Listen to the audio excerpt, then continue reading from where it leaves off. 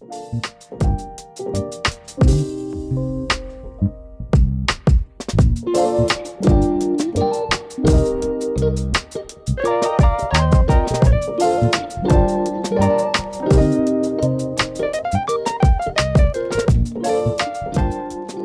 is the Segway Ninebot F2 PRO, an electric scooter which I tested for more than 1.5 years now. It has done a great job for me and my work. I had to change the back wheels twice due to a glass damage, but that's all which has happened for more than a year now. It retails for about $500, and if you watch this video and you want to get this scooter, make sure to use the link in the video description.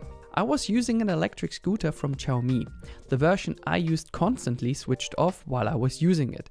At the end I decided to get a new one, which was this one here from Segway. It weighs 18.5 kilograms, drives with a maximum of 20 kilometers per hour in D mode or 22 kilometers in S mode. You may use the Eco mode, which limits your speed to 15 kilometers per hour.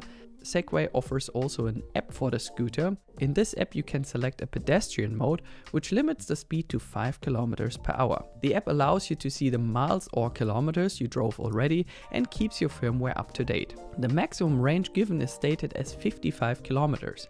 If you drive the scooter in summer in D mode without massive slopes, you'll almost get there. In S mode and in summer, I would say it's more in the region of 35 to 40 kilometers in range. Driving the scooter now for the second winter in D mode, it will take you about 40 kilometers by a single charge.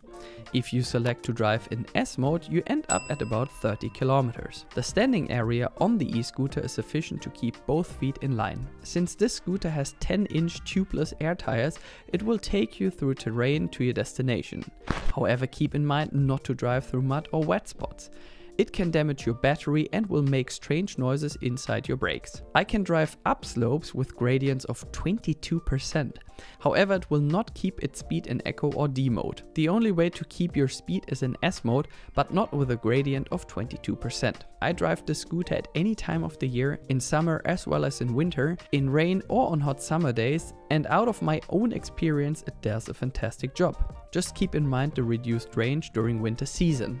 For the city, it's a brilliant tool to get me fast to my destination, either in sport mode for a fast acceleration and 2 kilometers per hour more, or in drive mode for a longer range. Some people say it's easy to crack the speed limit. My recommendation is not to risk it. First, you will use your warranty, and secondly, driving more than 20 kilometers per hour on a scooter without any protection around you will cause you harm in case of an accident. This scooter has two different types of brakes. On the front wheel it will use a disc brake and the other wheel uses an electric brake.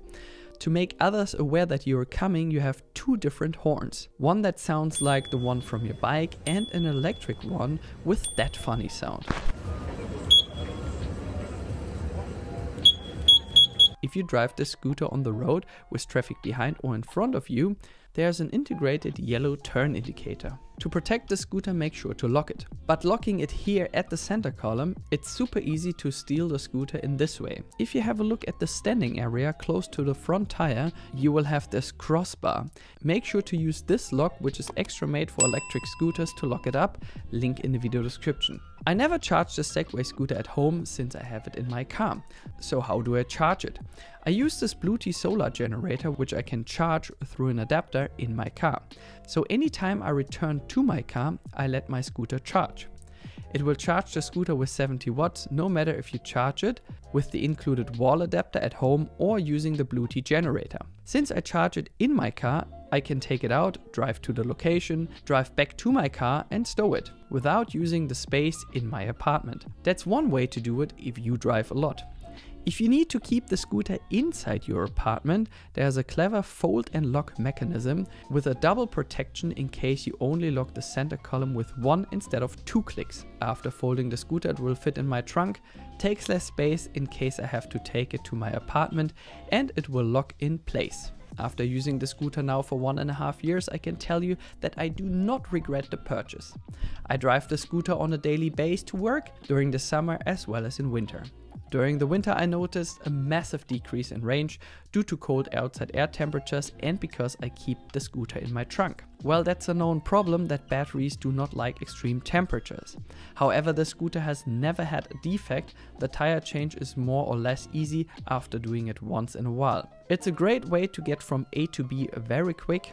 On the countryside, I would avoid wet spots and dirty terrain. Would I get the scooter again? Definitely yes. The price has dropped about $150 from the time I got it.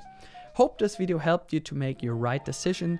I will link this version, the cheaper version with less range, so as the more expensive version in the video description. Thank you very much for watching and all the best from Frankfurt. See you next time und tschüss.